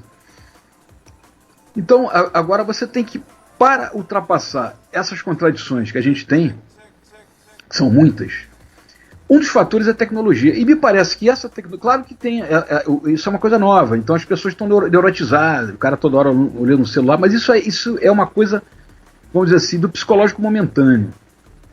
Isso são coisas que vão sendo superadas, entendeu? O ser humano vai ganhando experiência e maturidade nessa área, ele vai ter outra inclusive, como eu te falei, a criança que está chegando, ela já entende mais disso do que o adulto. Estão mais preparadas para isso. Então, o que acontece? Para a gente chegar numa civilização que possa dar tanta resposta e montar um negócio realmente mais evoluído, é necessário bastante mais tecnologia. E essa tal de 5G, que negócio, tudo isso vai ter que ser adaptado. Se o troço faz mal, vai ter que se criar uma tecnologia que não faça mal. E o que acontece? Essa 5G, ela cria o tal do computador quântico, que é o que estão falando aí. Então eu já estou vendo que é uma coisa, por exemplo, essa automação que eu falei aqui no Rio de Janeiro, que tem um colega que botaram no setor dele, ele ficou bobo que a máquina faz tudo. Então o setor burocrático é substituído por um sistema. Essa 5G, pelo que a gente está entendendo, ela vai fazer muito mais. Então é aquilo que eu estou dizendo, cara, a gente vai partir para outros parâmetros. Entendeu? Mas eu não vou trabalhar, o operário não vai trabalhar na fábrica, de repente, ótimo que ele não vai trabalhar, não vai ficar naquela escravidão. E como é que ele vai viver? Isso é que eu estou tentando colocar. São quebras de paradigmas que a gente não está entendendo ainda. E a gente vai ter muito pouco tempo para adaptar isso. Então, esses tempos que nós estamos vivendo que são de muita surpresa, entendeu? E eu acho que cai muito nessa questão dessa dicotomia espaço e tempo, velocidade e espaço físico. A gente começa agora a trabalhar. Daqui para frente, a gente não sabe dizer de que forma, objetivamente, materialmente isso se dá.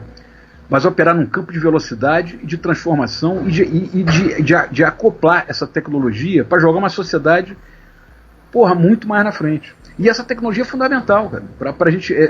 Qualquer estudo aí de sociologia sabe que quando criaram a máquina, a tipografia lá na 1400 e tantos, mudou o mundo. Aquela máquina gerou a imprensa ali, a coisa escrita, e fizeram a revolução, veio a evolução da religião, veio o nascimento, foi mudando tudo. E por aí vai. A tecnologia ela é um fator de mudança, de transformação. O problema é que a gente não sabe lidar com uma outra coisa diferente disso, né? Mas isso, exatamente, o cara na Idade Média, ele não sabia lidar com uma sociedade do século XX, aqui em São Paulo, aqui em Nova York, o cara não ia entender nada. A gente está mais ou menos assim. A gente está diante de uma quebra de paradigma imensa, que a gente não sabe como vai se dar, mas ela tem que se dar num espaço de tempo curto. E você tem como eu falei, essa coisa de Davos, que os caras falam em inteligência artificial, que eles querem isso. Cara, eles vão matar o consumidor deles, eles vão vender para quem? Então você vê o salto que é isso aí, você vê a quebra imensa de paradigma. O próprio cara que quer vender, ele não está preocupado em quem vai comprar. Você está entendendo o que eu quero dizer? Como é que não vai ter como girar a economia, ué. Sim, mas isso partiu deles, cara. Eles estão pedindo a inteligência artificial. Eles querem... tem 20 anos atrás, mais de 20, eu tenho um menino que eu conhecia, tinha um amigo dele que trabalhava numa firma alemã aqui em Caxias. O cara foi pra rua porque um setor com 80 funcionários foi trocado por uma máquina. Era um cara só operando. Imagina, isso há 20 e tantos anos atrás. Você imagina o que não vem pela frente. Então a sociedade vai ter que arrumar isso, cara. Como? A gente não sabe. Mas tem que ser a curto... Você vê o momento que a gente está, cara. Vê o momento que a gente está passando. É um negócio complexo. É uma coisa complicada. Isso remete a uma mudança psicológica, uma mudança de pensamento, uma mudança cultural que é absurda, cara. É o que se chama de salto quântico. Né? É um pulo aí que a gente não sabe que tem que ter e está se configurando falência, colapso. Esse sistema que está aí está mostrando que, porra, é um sistema mambembe, fraquíssimo, e você está diante de uma alta tecnologia despontando e uma classe dirigente que já declarou, no meu entendimento, que quer mudar e quer sair desse esquema. A questão do coronavírus com essa parada, quais vão ser os impactos, primeiro a nível de Brasil e depois nível mundial? Mas bem certeiro sobre isso. O que você acha? Recessão, cara, porque é o seguinte, você desarticulou a produção. Por exemplo, vou ter um exemplo simples, tem uma academia perto da minha casa aqui, deve ter uns 80, 100 funcionários, entre professores, atendentes e tal, mais de 100. Mandou todo mundo embora. Pro cara, só nesse exemplo, esse cara reabrir essa academia, para ele recontratar todo mundo, para o público voltar. Olha o tempo que isso vai levar, olha o prejuízo. Então, são meses aí de reconstrução, quer dizer, de uma recessão, em cima de uma recessão que já existia. Então é um quadro recessivo que vai ter que ser reconstruído, cara. Aí prossegue a recessão quer dizer, num parâmetro mais difícil, num cenário mais difícil, tanto a nível nacional como mundial, cara. Agora, eu não acredito vamos dizer, num colapso total. Eu não acredito nisso, não. Eu acho que é uma dificuldade, certo? Vai ter que se remontar as coisas mais ou menos devagar e mais ou menos rápido, a nível disso que está aí agora, dessa paradeira aí. E a coisa volta a funcionar talvez no começo do ano que vem, né? Então mas esse ano vai ser perdido. Eu acho que já foi pro espaço, cara. Estamos em abril. Até acabar essa epidemia e poder voltar tudo como era antes. Aí você tem que retomar aquilo que foi fechado. Em cima de prejuízo, em cima de incerteza do próprio empresário que está retomando. O cara, em vez de empregar 100, ele vai empregar só 50. Olha a confusão aí. Então, um cenário bastante difícil, mas eu acho que isso está no reflexo daquilo que eu estou dizendo. É um sistema econômico muito frágil. Ele não aguenta 15 minutos de um vírus. 15 dias de um vírus. Ele é muito fraco, cara. Nós estamos no século XXI, indo para o meio do século XXI, ainda está nisso. Quer dizer, tem alguma coisa errada nisso aí, tem que ter mudança. Esses parâmetros de mudança, até porque os próprios ricos lá do negócio do conclave lá de Davos, eles próprios têm que admitir que tem que mudar. Ô Carlos, muitos afirmam que, inclusive quando eu estava na Federal relativa à administração, os professores afirmavam isso com muita propriedade, que o conceito de trabalho, ele vai mudar. E que esse conceito que a gente tem hoje, CLT e tal, ele está com os dias contados. O que seria a nova perspectiva da economia, do emprego? Ele vai realmente acabar? Como é que vai ser isso? Bom, aí a questão é a seguinte, a gente está numa ordem neoliberal, né? Então, o que é o neoliberal? O Estado ficar longe, ele ter o mínimo de legislação, o mínimo de interferência. Isso é complicado, né? Porque você tira o direito à resistência do trabalhador, você joga ao sabor do mercado, né? E o mercado ele só trabalha numa direção que é o oligopólio. O mercado ele não gera livre concorrência, isso é falso. Porque você joga no mercado, você tem 5 operadores de telefone, você tem meia dúzia de operadores de televisão. E eles formam um cartel deles e não deixam ninguém entrar. Cartel, sistema de oligopólio, monopólio e cartel. Aí você fica na mão deles. Que é o que eles falam que é amigo do rei. Quem faz sociedade com o Estado bloqueia a entrada dos outros. Não, é o contrário. Se o Estado tivesse a sua função realmente social que ele tem que ter, ele entra regulamentando esse mercado. Nós vamos ter o livre mercado sim, mas não pode ser na mão só de 5. Pô, eu me lembro que aquele Joamir Betting, aquele cara do cinema dele, que morreu, né, sim. Quando teve o negócio da privatização do telefone, que era tudo particular, né? Era tudo do governo, aquela Telesp, São Paulo da Telesp, ele falou, vão vir 600 operadores de telefone. Estou esperando até hoje, só tem 5. E se tivesse 50 já estava bom, porque era concorrência. Só que o nosso mercado livre, ele opera sempre em cima de cartel, entendeu? Para ter concorrência, o Estado tem que meter a mão e regulamentar o mercado. O Estado tem que interferir para que haja concorrência para valer. Agora, deixando o cara operar, né, com preço, com lei, oferta e procura, mas com o Estado botando a mão em alguma coisa, entendeu? Porque senão nós vamos ter sempre um sistema de cartel. O que é complicado, porque a gente vai brigar com eles e não tem para onde correr, né? Se você não ficar na mão daquele cara, você não tem para onde... Não tem outra opção, não. O cara não tem monopólio. E quando tem alguma interferência do nosso favor, é o quê? É a defesa do consumidor, é o juizado especial, é o Poder Judiciário, é agências reguladoras, tudo isso é Estado. Entendeu? Então não tem jeito. Se não tivesse esse Estado aí para se meter, cara, eles iam cortar nosso telefone e a gente ia reclamar para quem? Mas ainda voltando sobre o conceito do trabalho que você estava explicando, eu te interrompi. Então, dizem que o conceito do trabalho vai ser alterado e não vai existir mais. Como é que é isso? E qual que é a perspectiva do trabalho nesse novo? Essa questão do neoliberal, ele vai contra qualquer tipo de regulamentação do governo. Então a lei trabalhista para eles não existe. Nós estamos no foco neoliberal, entendeu? Nesse momento, agora, é uma coisa mais ou menos global, né? Aqui, ocidental, né? Vem aqui Europa, Estados Unidos, aqui na nossa periferia aqui embaixo. Então eles não querem interferência. Então você já queimou aqui quase 100 artigos da CLT. Isso é um aspecto. Agora tem essa entrada da China, agora que dizem que pode vir a influenciar com outra perspectiva. Já se estabelece aí uma guerra ideológica e uma guerra de perspectiva, né? De mercado de trabalho e tal. Mas por outro lado, você tem uma outra questão que passa por cima disso, vai além disso, que é essa questão do avanço tecnológico, de praticamente a eliminação do posto de trabalho. Aí se está um robô lá, o robô não precisa de CLT, não precisa de coisa nenhuma, e está caminhando para isso. Outro dia eu vi uma reportagem aí que a WhatsApp, ela tem no mundo inteiro, ela tem só 50 engenheiros. Isso quer dizer o quê? Que esse ramo de tecnologia ele gera muito pouco emprego. Então não adianta dizer que a tecnologia ela vai substituir os empregos, porque não vai. Você caminha obrigatoriamente pela estrutura de tecnologia e de sociedade por uma ordem de pouquíssimo emprego. Puta, eu concordo plenamente, cara. Ô, Carlos, deixa eu contar um negócio rapidinho pra você. Puta, cara, você falou um negócio agora genial. Deixa eu te falar, Carlos, quando eu fiz técnica em eletrônica, tinha um professor, não sei se você já viu, o professor, os professores são muito utópicos, eles acreditam tem muito professor que acredita num mundo que não existe, como ele não conheceu o mundo real, ele só conhece o mundo acadêmico, ele esconde a realidade do mundo, então ele vive naquela utopia. Você acredita? Olha a idiotice que esse cara falou, ô Carlos. Eu queria até pedir pra você fazer um comentário e complementando o que você ia falar, que eu te interrompi, desculpa, mas é porque é importante.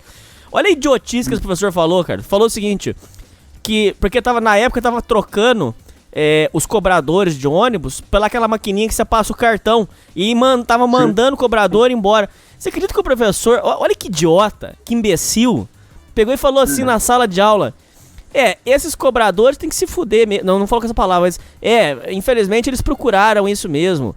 Esse é problema deles, porque eles não procuraram estudar e não procuraram se aprimorar. Por quê? Se eles fossem inteligentes, eles se aprimorar, iam virar técnicos em eletrônica para fazer a manutenção dessas máquinas de ônibus. Ô idiota, para arrumar as máquinas de ônibus precisa de um técnico, dois técnicos. E o idiota tá achando que os cobradores tudo ia virar técnico. Cala a boca, olha que cara idiota, que cabeça imbecil. Não tem realocação de mão de obra. Como eu falei, o WhatsApp, esse gigante que tem no mundo inteiro, só emprega 50 engenheiros, cara. Quer dizer, esse ramo aí, ele emprega pouca gente e não substitui a massa que vai pra rua, não. Não tem jeito, cara. Isso eu te falei, a gente vai ter que estar numa quebra de paradigma. Essa ciência vai avançar, o sistema tá em colapso, você tem que criar um outro, e esse outro aí é de formas que a gente não sabe ainda como mexer. Por isso é que eu acho que essa questão de tempo, a gente vai entrar numa outra dimensão de tempo, de velocidade em função de adequar isso tudo, entendeu? Aí é uma questão de parâmetro histórico, né? Você vê o seguinte, que o que é curioso na natureza, a natureza responde. Você vê que as classes dominantes, em qualquer época da história, elas não conseguem se manter no poder. Quando passa o tempo delas, elas vão embora. Porque, em tese, se você tem uma nobreza feudal, que tem um exército, tem não sei o quê, eles iam parar tudo, né? Então, estaria até hoje na Idade Média, estaria até hoje no Império Romano, aqueles caras com poder, com exército, com espada, com não sei o quê, mas a história, a natureza vai atropelando isso tudo. A natureza tem a sua mecânica, a sua inteligência, e ela vai criando soluções, entendeu? Ela está acima da vontade humana. Aí é um fator assim, natural, né? É um fator assim, geológico, sei lá como é que se pode dizer isso. E a gente está nesse campo aí, cara. As respostas vão ter que aparecer, porque a situação como está, ela não vai se eternizar. Não vai se eternizar, porque as outras sociedades todas foram sendo ultrapassadas. substituído por uma, por outra, por outro, o tempo vai se encarregando disso, a história vai fazendo o seu movimento. E aqui continua. Só que eu acho que a história agora ela vai primar, vai primar e vai ter que primar pela velocidade, coisa que a gente ainda não conheceu. Quando as pessoas afirmam o seguinte, agora vamos voltar agora para a pauta do coronavírus, agora vamos segurar aqui agora. Quando as pessoas afirmam que o mundo pós-corona não vai voltar a ser o mesmo, você acha que isso é uma declaração muito alarmista ou você acha que tem sentido? Eu, a princípio, assim, se eu fosse falar de orelhada aqui, eu acho que é um pouco forçado isso, será que não? Como é que... Por causa da epidemia em si, eu acho que há aí um foco de... Porque a epidemia é o seguinte, ela é forte e tal, mas isso vai ser controlado, como foram as outras, entendeu? Você vai ter um tempo para depois se readaptar. Depois vem a vacina, tem uma vacina que está estourando aí. Como foi o negócio da AIDS, não sei se você se lembra, disseram que o mundo ia acabar também, que ia passar por outro. Lembra disso? Você lembra? Não lembro. E ficou naquilo, entendeu? Isso aí que tem o sensacionalismo, né? O cara tem que ir pra mídia, tem que falar, tem que criar um impacto, entendeu? Agora, tem o outro lado, que não é exatamente o que eles estão se referindo, àquilo que eu te falei. Você expôs de forma gritante a necessidade de você melhorar um sistema econômico, um sistema político, né, em termos da nossa sobrevivência material própria, a nossa ordem material, ela é muito frágil. Isso realmente, eu acho que pode dar um impacto de obrigar o sistema a procurar algum caminho aí diferente. Mas em termos da epidemia em si, é mais uma epidemia, né, cara, muito forte e tal, mas tem todo um ingrediente, ela vai seguir o caminho normal, né, cara, vai morrer gente aí e tal, mas vai ter a superação, a vacina e vai embora, entendeu? Não dá, por esse parâmetro da epidemia em si, não dá para falar, eu acho que não dá para falar nisso, mas em termos do que foi revelado, em termos de... Revelado não, foi mais assim, explicitado, né? Ficou mais evidente, que a gente tem um sistema que tem que ser aperfeiçoado, tá muito fraco esse negócio. Ô Carlos, você tem, agora para fazer a próxima pergunta, caminhando mais pro final, eu vou ter que fazer uma pergunta de cunho pessoal pra você. Você tem fé em alguma religião? O que você acredita nisso aí? Cara, o seguinte, eu sou espiritualista, né? Eu acredito em reencarnação, acredito em... quer dizer que os mundos, eles transitam, entendeu? Ele tem uma evolução. Ok. Certo? Por que eu tô te perguntando isso? Porque... Agora, atenção ouvintes, agora vai entrando num campo religioso aí. Quem não gosta, pula, paciência. Apesar que a gente tá no final aqui. Mas é que eu queria fazer uma pergunta pra você, agora entrando no campo religioso mesmo. Carlos, muitos teólogos estão afirmando o seguinte, que o mundo tá se desenhando pra chegada do anticristo, por quê? Porque foi relatado que o mundo entraria num estado de colapso, e aí vai surgir uma pessoa... que seria o anticristo, dizendo que tem a solução e que vai trazer um mundo de paz, não sei o que, e vai começar a perseguição. Dizem que essa perseguição seria feita através do reconhecimento de face, como você mesmo falou, através o rastro virtual que a pessoa utilizar, que aí vai ser feitas as perseguições e tal, e tudo que foi descrito biblicamente. Você acredita agora, entrando nesse lado mesmo, assim, pode dar sua opinião, você acredita que realmente a gente está se preparando para a chegada do anticristo e que isso já está sendo um presságio disso, ou você não acredita nisso? Não, eu acho o seguinte, isso é bastante... É o seguinte, hoje eu tive notícia aí desse negócio da invasão da água, aqui, ressaca aqui no Rio de Janeiro, vários pontos aí, cara, eu tô achando... Cara, o negócio é complicado, nós estamos aí como eu te falei, a história tem o seu movimento, a natureza tem o seu movimento, a gente está num pico aí que a humanidade estava bem mal. Então essa mudança, tem duas opções aí, cara, tem duas opções. Eu acredito que essa epidemia ela vai ser superada.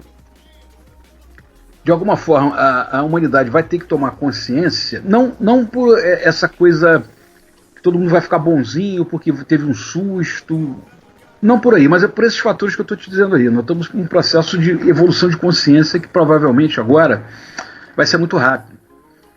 Então isso significa uma mudança radical de sociedade. Aí eu acho que não tem volta. A gente vai ter que mudar para uma outra coisa, e essa espoliação, essas sacanagens isso tudo que a gente vê aí, que a gente sabe o que é, isso vai ter que mudar, isso não tem jeito. Agora, tem várias opções aí, você pode ter pode se superar isso agora, né, nessa crise, e ir fazendo um avanço, mas podem se suceder outras tribulações, isso não dá para dizer, mas que daqui para frente é o seguinte, eu acho que realmente não tem volta, e o negócio vai...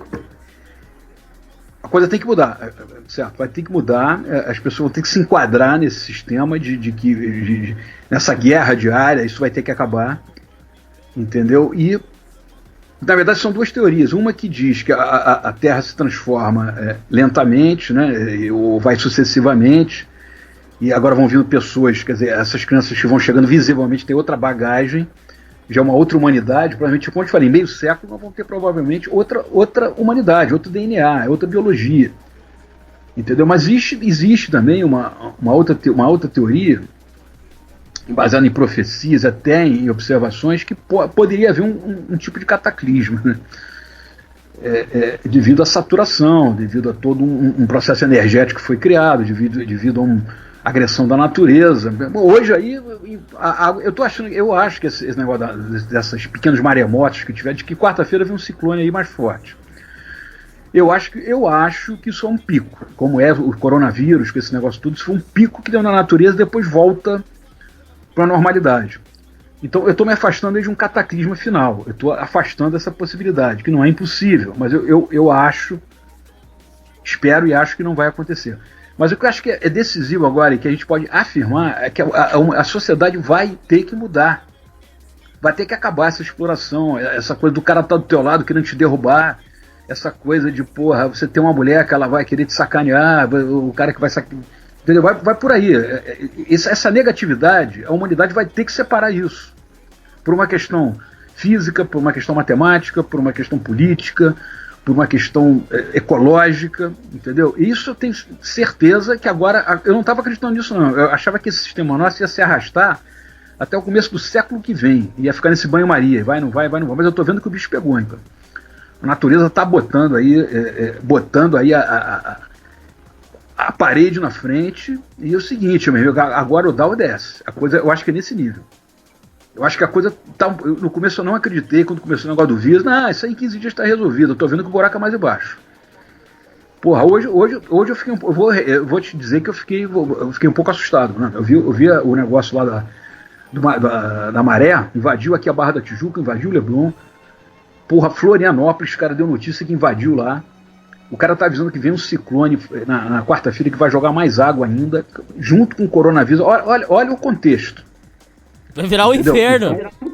Porra, meu amigo, é o seguinte, aquela história, eu não sou bom da boca, não, como você diz, não. Eu tô porque deve. Se virar o barco, eu vou segurar, não tem jeito. Eu tô te falando, eu tô achando que é um pico, entendeu? Isso aí não é à toa, não, isso é brabo, mas é um pico. Eu acho que esse pico ele desce e através desses fatores todos, a gente tem recurso para ir embora e superar. Mas é o seguinte, agora, malandro, não tem mais. Agora a história chegou no ponto, cara. Chegou no fim da linha. Agora, ou vai dar jeito, não tem jeito. Tô me expressando? Tá dando pra entender o que eu tô dizendo? Mais ou menos, mas você não falou sobre... porque eu sei que é complexo, mas a questão da chegada do anticristo, você acredita que tá ligada nisso ou não? Seguinte, cara, o anticristo já tá aí, cara. Por exemplo, o neoliberalismo é um anticristo. É um sistema que explora... Você vê essa situação que a gente tá vivendo aí, cara. O próprio governo tá negando, estão denunciando um monte de falcatruas aí, bancos vão emprestar dinheiro, vão cobrar depois... Vão endividar as pessoas, o dinheiro demora para chegar, as favelas não têm assistência, entendeu? A África diz que o circo está pegando fogo, então o anticristo já está aí há bastante tempo, é uma política nefasta, é toda uma desatenção social, mesmo no mundo corporativo, nas empresas, tanto governo quanto particular, cara, é um inferno, cara, ali o cara é indiferente ou ele odeia o outro. Entendeu? É o mundo que a gente vive já há bastante tempo. Então esse anticristo ele já está aí. A questão agora é como é que vai se depurar isso. Você vai ter que saltar o muro agora, entendeu? Que agora foi colocado na parede. Ou vai resolver, ou isso não vai acabar, entendeu? Então, se não for por bem, isso vai por mal. As pessoas vão ter que tomar um caminho e ordenar as coisas, em todos os termos, no termo psicológico, no termo interpessoal, nas relações, na honestidade, no comportamento e tudo, entendeu? E nos governos, tem que trabalhar direito, não ficar roubando os outros. É tudo isso que está em jogo. O anticristo já está aí, cara, ele já está presente. O que está se discutindo agora é como é que a natureza vai em cima da sociedade que procedeu mal esse tempo todo. Se a gente vai ter uma chance de controlar isso tudo, contornar e tomar um trilho certo, ou se a coisa vai emborcar, entendeu? Porque não é impossível que você tenha o coronavírus agora mais cristalino, vamos dizer. Você tem o coronavírus seguro, e se vier uma onda depois, no outro vírus transmutado e pior? E se vier essa enchente que está aí, se ela vier quarta-feira, muito pior, entendeu? A resposta está aí. O anticristo já está há muito tempo. O que a gente está vendo agora seria a resposta a isso. Entendo. Entendeu? A consequência do que foi plantado. Bom, então é muito mais difícil para você mudar, porque você está no pico. Se não tivesse chegado a esse ponto, a coisa estava bem e indo mais suavemente. Só que não chegou um ponto de crise. Chegou um ponto de não tem no teu programa, você não bota assim, sociedade degenerada, você não coloca isso? Sim. Então a sociedade degenerada, isso é o anticristo. Só que degenerou tanto que agora para resolver isso, você vai de uma forma complicada, entendeu? Você falou que, relacionado ao assunto, você queria ler um trecho, ou você ia citar um trecho que interliga. O que era o que você falou? Olha só. Eu vou só um pequeno trecho aqui. Olha só, é sobre a questão do espaço e do tempo que eu estou dizendo, que a gente está numa variação agora de alterar espaço físico para mexer na questão da velocidade. Então eu botei aqui, eu escrevi assim: manipular a variável tempo através do controle da velocidade é o caminho para promover um real equilíbrio do sistema. Quando espaço e tempo estarão numa interação equilibrada, permitindo a curto prazo histórico uma radical transformação econômica e cultural, trazendo as respostas que atualmente não conhecidas pelos governos e universidades. Eu escrevi isso, acho que tem quase 10 anos. Eu lendo aqui agora, eu acho que isso se encaixa no nosso momento atual, entendeu? De uma forma mais subjetivo em relação ao que é tratado pela mídia, o que é tratado até pelo meio acadêmico, não trata dessa forma aqui não, entendeu? Que a raiz do nosso problema a nossa tecnologia, ela mexe no espaço, ela mexeu no espaço, só que você não mexer no espaço, não mexer no tempo, segundo a física quântica também, quando as variáveis não estão em equilíbrio, você tem colapso. Isso é estudo ali microscópico subatômico, isso é científico. Então, se você mexe no espaço físico, mas não tem velocidade, como eu acho que não tem, eu acho que as evidências já mostram isso, você tem um desequilíbrio, que seria a razão subjetiva, né, do nosso colapso contemporâneo. Então, daqui para frente só tem uma saída, equilibrar também a velocidade, ter decisões muito rápidas, soluções muito rápidas. Essa coisa desse coronavírus aí está botando a turma na parede, a sociedade na parede. Tem que resolver. Tem que botar em xeque um monte de coisas. Então eu acho que a quebra de paradigma está no campo da velocidade, que é o que a gente desconhece. A gente não sabe o que é isso. Então a gente está diante aí, como você falou, o anticristo ele já está aí há muito tempo. O problema não é o anticristo, o problema é como sair dele. Essa que é a questão. Se a gente vai sair diante da casa caindo na nossa cabeça, se a gente consegue manobrar isso com um jogo de cintura. Mais ou menos isso. Deu para entender? Deu, sim. Ô Carlos, agora pra gente finalizar, pra gente caminhar mais pro final, se tivesse que dar um conselho pros ouvintes que estão escutando sobre as novas perspectivas da economia, o que você diria, um conselho direto pros ouvintes? Eu acho o seguinte, no nosso imediato a situação tá bastante complicada, não dá para fugir disso, a gente está num índice de desemprego aqui bastante forte e eu não acredito muito nesse negócio de guru de autoajuda, né, cara? Vai fazer isso, fazer aquilo, é muita picaretagem por aí, dando soluções fáceis onde não tem solução fácil. Eu acho que a única forma é você olhar para a tua vida e ver o que ela está significando mesmo. Entendeu? E entender, eu acho que talvez agora seja a grande chave do negócio, que realmente agora a gente vai partir para uma situação nova a nível mundial, histórico e global. Isso eu acho que dá para segurar em termos do que está pegando agora. Isso aí, em algum tempo, não vai valer mais nada, cara. Porque eu não vou dizer aqui que você faça isso e faça aquilo, que vai pintar um emprego na tua mão aí, porque a perspectiva é de desemprego mesmo na situação da recessão econômica, que vai se assemelhar, pelo menos a curto prazo, àquilo que foi 29, né? Pô, tudo fechado aqui, mano. Vai ter que reabrir tudo, começar tudo do zero. E a gente tem uma perspectiva mais na frente, que é justamente mecanização e automação através da inteligência artificial. Eu acho que é olhar, entender que isso, de alguma forma, isso é o nosso processo histórico, e de alguma forma, isso para você, para mim e para qualquer um, isso tem um lado que vai estar certo, porque é uma posição que a gente tem que ocupar. Agora, dar um conselho objetivo realmente é complicado. Eu acho que o que cabe aqui é você realmente entrar numa subjetividade e tentar descobrir a razão disso tudo, para cada um, para cada história, para cada destino, para cada pessoa. Acho que é só isso. Bacana. Ô, Carlos, quem quiser conhecer o seu trabalho, por onde que acha e por onde pode estar adquirindo seus livros ou conversar com você? O Hernani, é o seguinte, eu tenho um canal, você já deu o nome, Escola de Mutação. Então eu gostaria que o pessoal visse os vídeos, entendeu? Entrasse no canal e se inscrever. Sabe que aquela coisa de se inscrever no canal é importante, porque pro YouTube ele começa a te apresentar mais, não é isso? Você depende dos inscritos, né? Para ele te recomendar, para um algoritmo, aquele negócio. Então que entrasse no canal e ali tem a comunicação, né? Ali tem as pessoas podem falar ali dentro do canal, né? Se comunicar comigo se quiserem, tá tudo certo. Mas eu gostaria que o pessoal se inscrevesse, né? Aumentasse o meu número de inscritos. Eu tô lá com 80 vídeos, entendeu? Um canal pequeno, né? Comecei praticamente há 6 meses.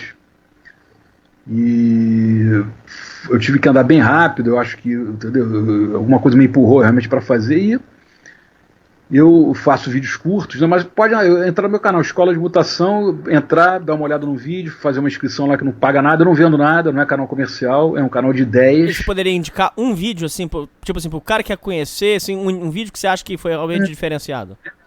Deixa eu ver aqui o que eu posso...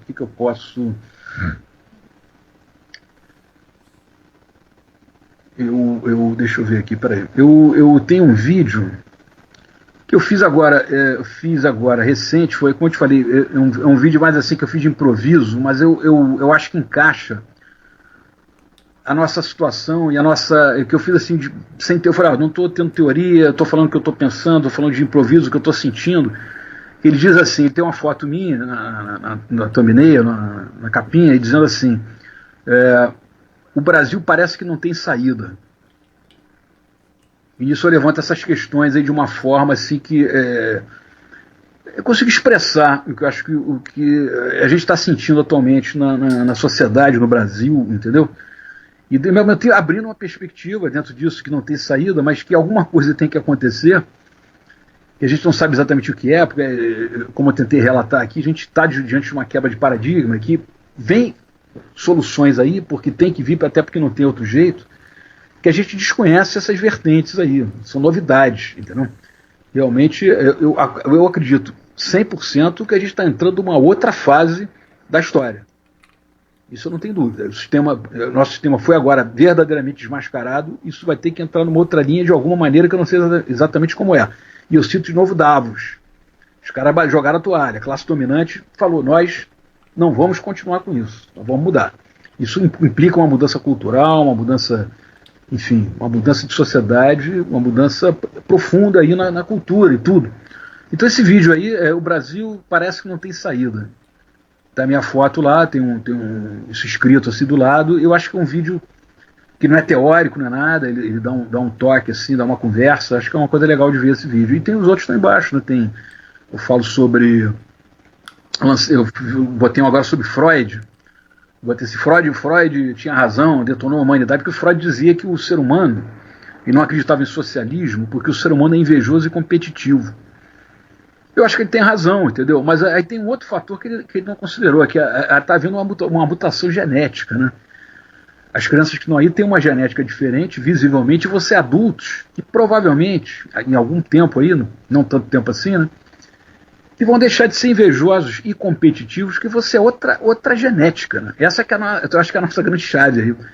Não sei se você concorda, né? Que está havendo uma mutação genética aí, crianças diferentes, a gente está numa evolução aí em função de uma mudança da própria espécie humana, né? Será que é evolução? Parece que eles estão ficando mais mongol. Não, mas criança que estão com 3 anos, 5 anos, cara, e considerando o que vai vir por aí. Daqui a 10, 15 anos, como é que vai vir uma criança? Eu acredito que é uma aparelhagem genética fabulosa que vem por aí. Entendeu? Isso já identificaram aí, os caras já fizeram aí em laboratório e descobriram genes que não tem no nosso código, entendeu? Entendo. E é previsto aí nessa parte mais espiritual aí que vão vai descer um pessoal gabaritado mesmo aí. Não tem saída não, cara. O caminho de evolução não tem jeito. Agora, conforme a coisa chegou agora, a carga agora é meio pesada, né, cara? Não vai ter moleza, entendeu? É trabalho em cima e você tá vendo aí, cara. É a situação que a gente tá aí. Porra, pode sair na rua, meu. Verdade. Precisa dizer mais alguma coisa? Verdade mesmo. Renan, eu quero te agradecer. Muito obrigado aí pela teu espaço aí. Eu queria dizer um negócio aqui, cara. A televisão, a gente gira aí, não sei se você concorda comigo, canal aberto, fechado e na maioria das vezes não tem nada que prenda a gente. Você concorda comigo? Os programas muito fracos. Sim. Na televisão, é bem fechado, aberto. E você tem um programa, cara, que eu paro pra escutar, cara. Eu trabalhei... Não, é sério, cara. O teu programa prende quando você faz aqueles teus depoimentos pessoais, quando você traz uma pessoa para entrevistar, você sozinho aí poucos recursos, você faz uma coisa que a televisão muitas vezes não consegue prender, não consegue te dar uma qualidade. Então não tô aqui rasgando seda não, cara. Você tá fazendo aí uma coisa de um mérito tremendo aí.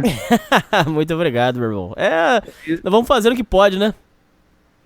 Porra, e nesse teu jeito aí coloquial, nessa tua maneira que você vai levando aí, vai brincando, o caminho é esse mesmo, cara. Você tá fazendo um programa que, porra, de uma qualidade que, porra, eu desligo a televisão e escuto o teu programa, porra. Muitos estão fazendo isso. Porra, cada coisa na televisão que não dá, vai ver o que ali, entendeu? É isso aí, mano. Tá muito ruim, não tá? Tá muito ruim, cara. Tá muito ruim. Bom. Tá bom, aí a gente é o seguinte, aí a gente indica os outros aí também, os outros canais aí que estão aí pipocando. Você indica, traz a galera aí, apresenta, tá certo, isso aí também. Eu vou citar aqui o Dom Sandro, eu sou fã do Dom Sandro, cara. E ele é bom mesmo, vamos trazer ele aí esse ano.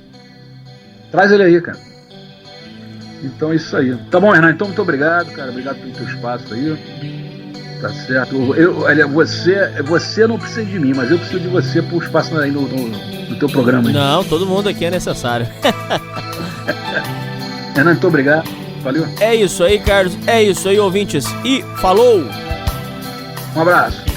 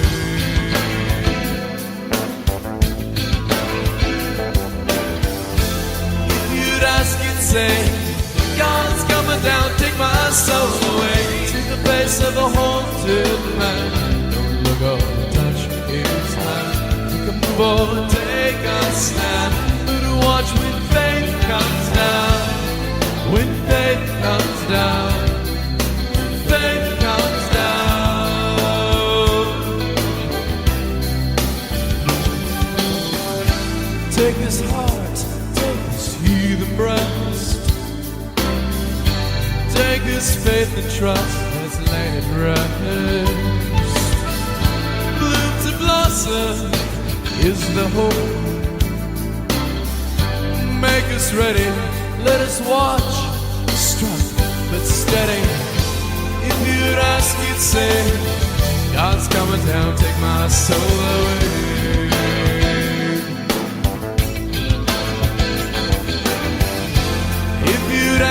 say, God's coming down, take my soul away to the place of the haunted man. Don't look or touch his hand, make a move or take a stand.